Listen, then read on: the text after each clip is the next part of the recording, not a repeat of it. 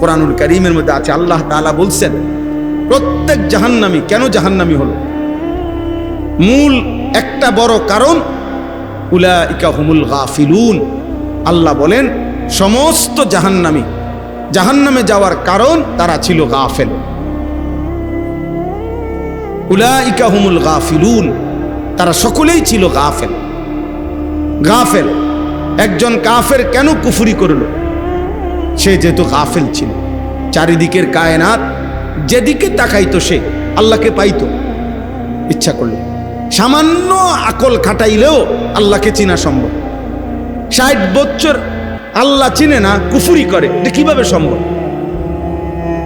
কিভাবে সম্ভব? মূলত গাফেল, খামখেয়ালি আর কি। জীবন মনে করছে ভোগ বিলাসিতা, জীবন মনে করছে পেশাব পায়খানা, জীবন মনে করছে ভাত মাছ, জীবন মনে করছে খাদ্য খাবার, জীবন মনে করছে লজ্জাস্থানের চাহিদা পূরণ। খালাস, এতটুকুর জীবন। এটুকু জীবন যে মনে করে নিজে, এ তো জানোয়ারের জীবন, গরু ছাগল কুকুর বিড়ালের জীবন। যে জীবন এক কুকুরও খায়, ঘুমায়, পেশাব পায়খানা করে, যৌন চাহিদা পূরণ করে, ফলে কুকুরেরও বাচ্চা হয়।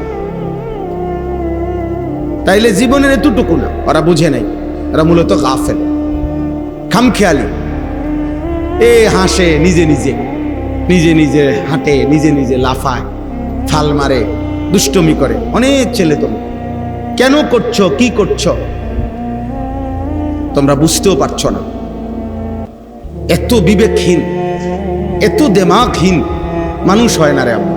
জন্তু জানোয়ার হইতে পারে, হাইওয়ান হইতে পারে, মানুষ মানেই তো বিবেক সম্পন্ন।